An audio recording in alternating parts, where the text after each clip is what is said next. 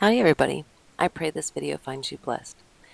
So this week I have a piece of what I believe to be Cocobolo out of the wood stack that I have acquired over the years. And I have decided I'm going to turn a little box with a lid, with a little spin or something different for the lid.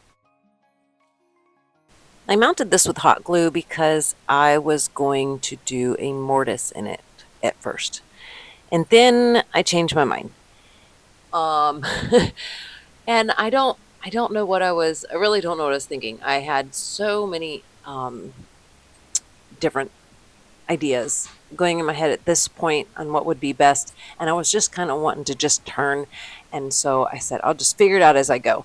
So sorry about the confusion. You really don't have to hot glue this to a waste block. You could just turn it on centers, especially if you're doing a tenon, because you don't need to get in there like you would for a mortise. So please excuse the nonsensical beginnings.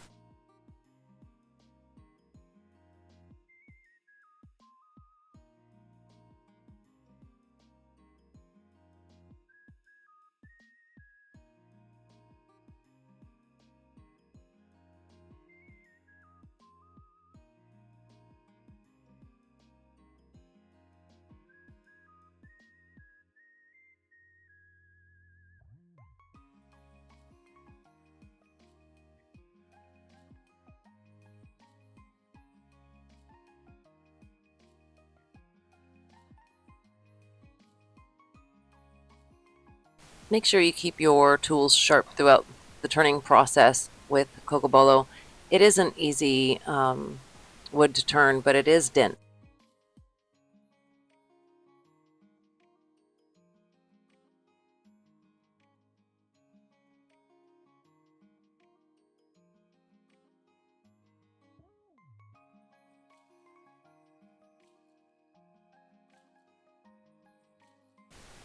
I do this type of shear cutting quite a bit because my lathe has, and I don't know if it's the chuck or the lathe, I think it's the chuck, has a slight vibration about a couple of inches out from the chuck. So that makes it really hard to actually cut.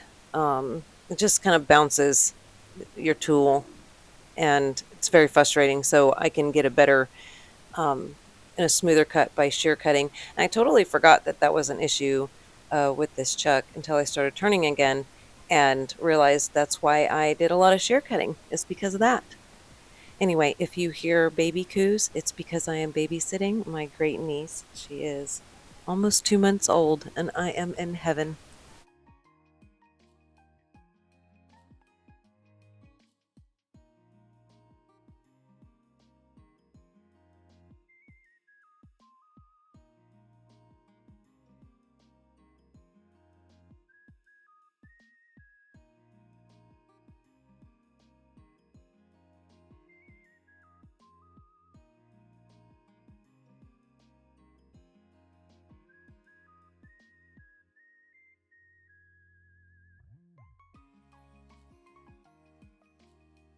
At this point, I'm just drawing out an area for the lid, making plenty of room and space for the carved out portion. And then the center line that I drew is the top part, and then the very first line towards the chuck is kind of where the rounded uh, the rounded handle part will actually start. It's good to just kind of get a visual, draw it on first, see how the proportions look, and go from there.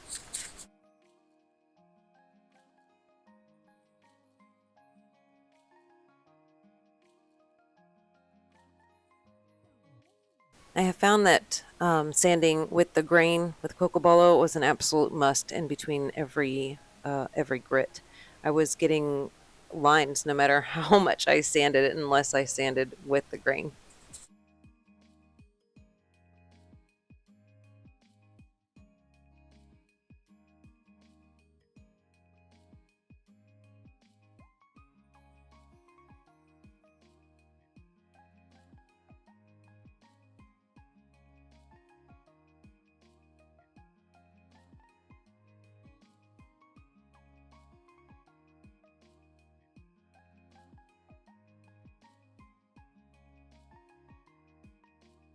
I have a link in the description below for a video on how to make the abrasive paste, but I didn't make a video on how to make the DIY polish. The ingredients are beeswax, mineral oil, and carnauba wax.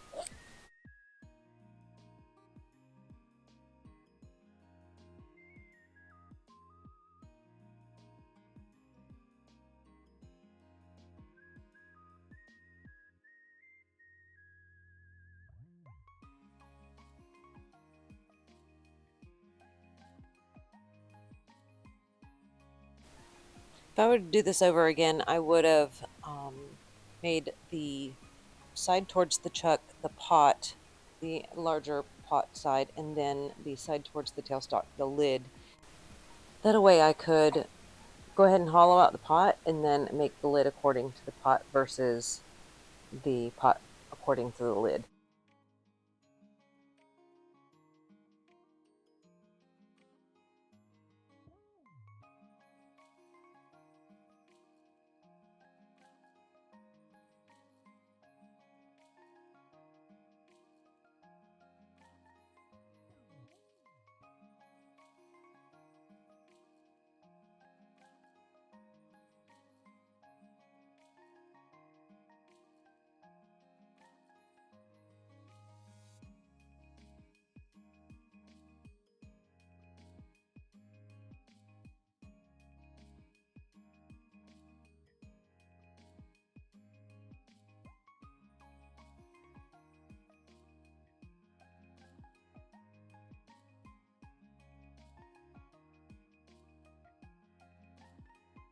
Now here I'm trying to remove as much material as I can before carving out the final top of the lid.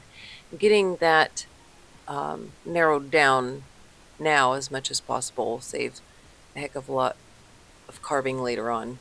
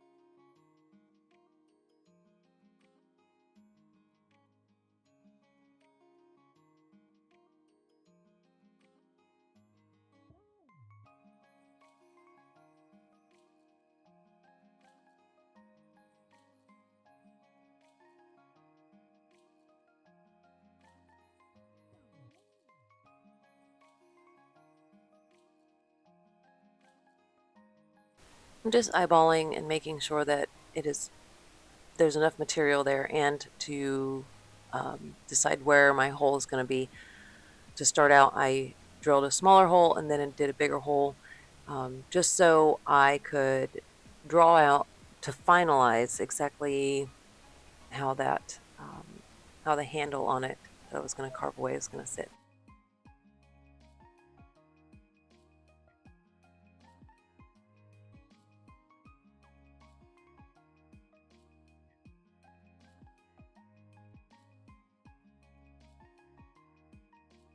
I'm drawing out where the excess material is going to be taken off, and I can't do that on the lathe, so I'm going to take it over the bandsaw and get that removed on the bandsaw. I did not video that portion. I wasn't thinking, the camera wasn't following me around.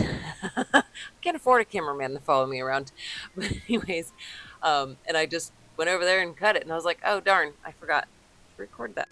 I put a link in the description below for the bits that I'm using. I paid, I think, only $9 for, that's with Amazon Prime, for 20 bits. And for using it the way I'm going to use them, they work perfect.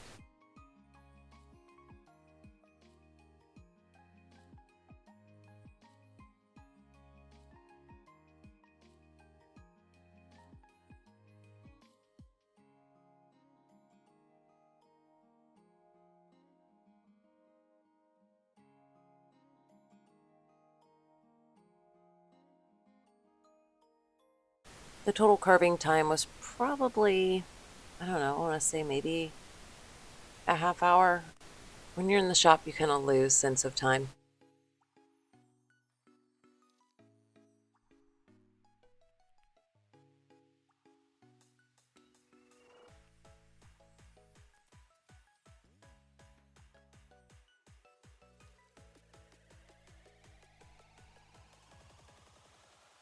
I put the tape on there to protect in case the bit ran off and, ran into the wood. And it just ended up being more in the way than anything.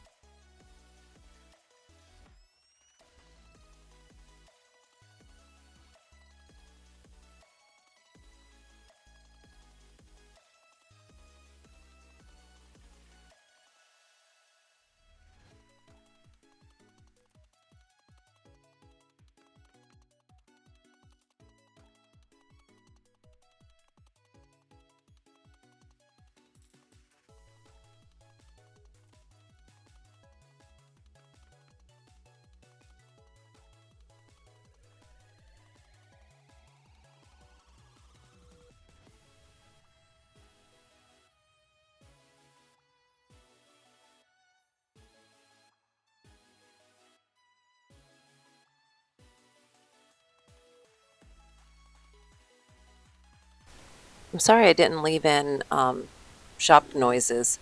The shop noises for this project was pounding rain on a metal building, and it is so loud that even with earmuffs for the range, it sounded like a loud static television. So I do apologize. I'm going to try to leave in more shop sounds as much as I possibly can.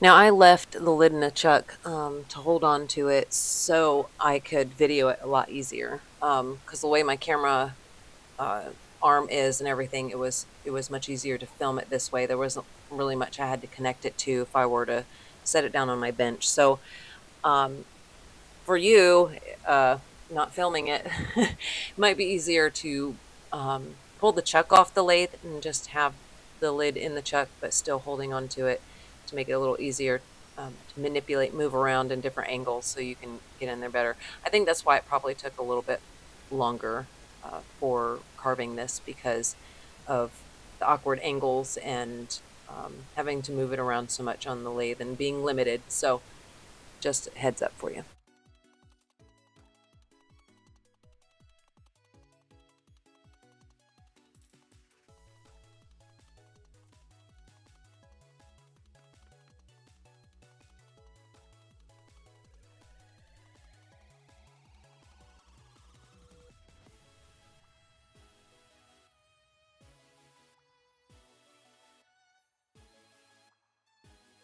My sanding barrel was only, I think, 80 grit, and I really love the rougher, kind of like chiseled out looking edges on that piece. So I didn't go crazy sanding and trying to just smooth it out. The Cocobolo is really cooperated. It wasn't, shaggy, so it's real tight grain wood. So it worked out perfect for this project.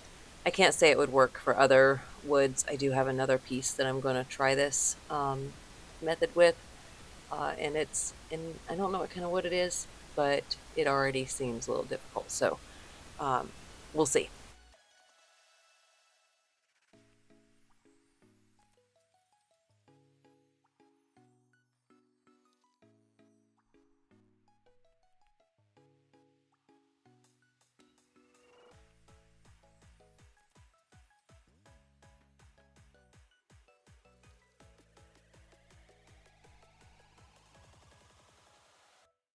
I got a little ahead of myself using this large bit at first.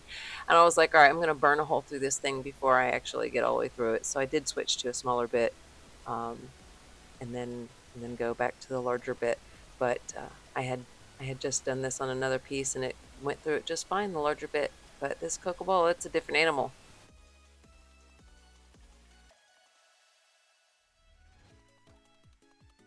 I do apologize for the lack of your view.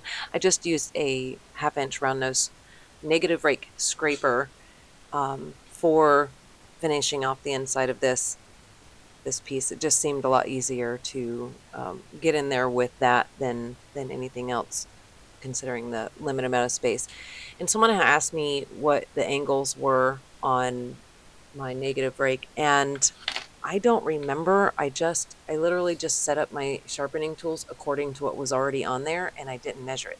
So I did pull up online that 75° or less is best for the negative rake. Too much or too little of a degree, you're not able to get a good burr or enough burr on your negative rake. So 2 options that I found, and I don't know which ones I have because I haven't measured it. Top side 36°, bottom side 36°, equaling a 72°. Or you can do a top side 25° and bottom side 40°, which I think that's what I have on mine. It looks like it, just by looking at it, which would be a 65°. So anywhere, I think it was low side 60, high side 75 would be what is ideal for a negative rake.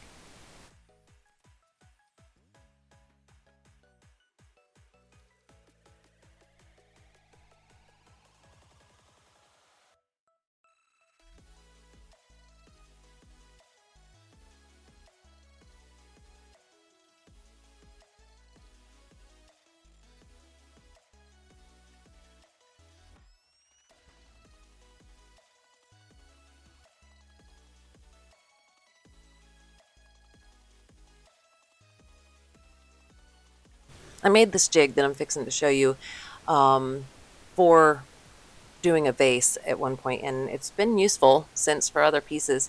It's just a long piece of, it's actually mimosa, but I'm sure you can make it out of any wood. And I made it like a collet chuck. So I cut lines, 4 lines in it, hollowed out the center, so it will have movement, but keeping it pretty thick because otherwise it'll just snap and break. And it doesn't move a ton, but it's just enough to get things kind of like compressed on there. So it works out perfect when turning things off. It probably needs to be returned to get straightened out again, because as you can see, it's not turning true, but I will eventually do that. It just, for this particular purpose, it worked just fine.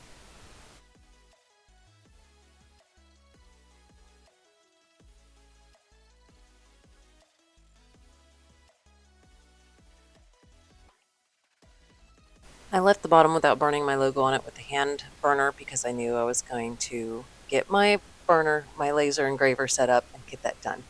So there it is. I hope you guys enjoyed it.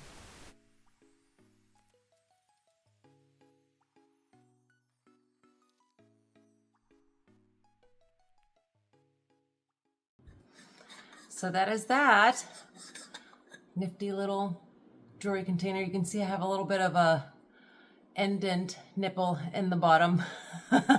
I wasn't about to risk blowing through the bottom and keep going, flatten it out. I figured, whatever, at this point, I'll take what I can get.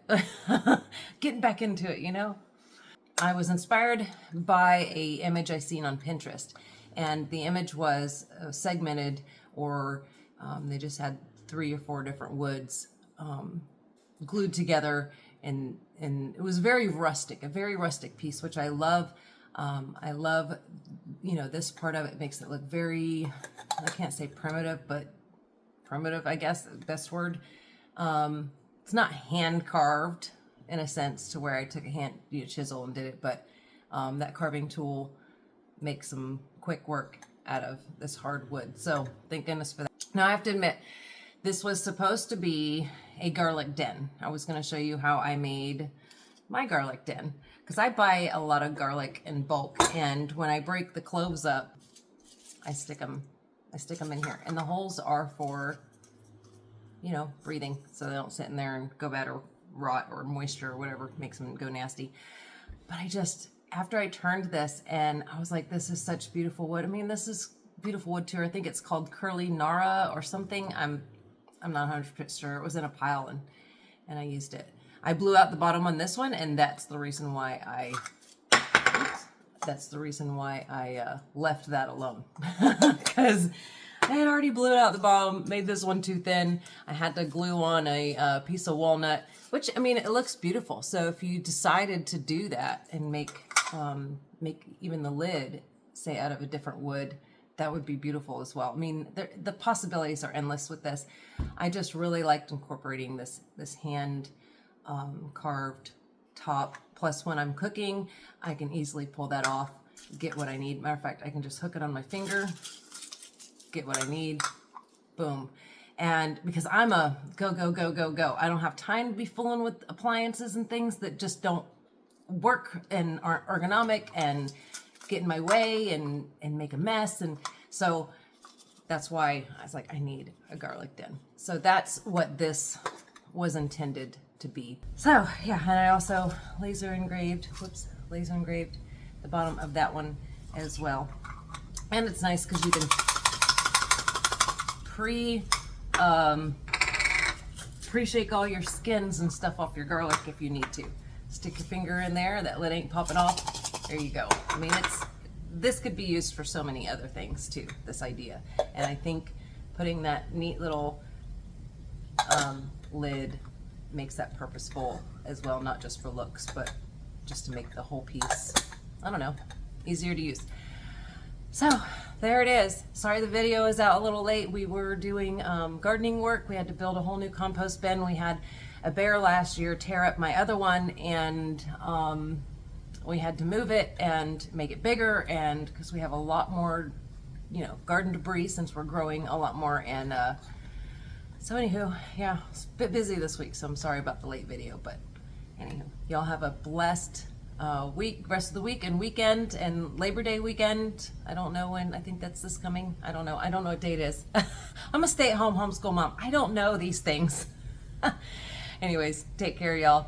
God bless.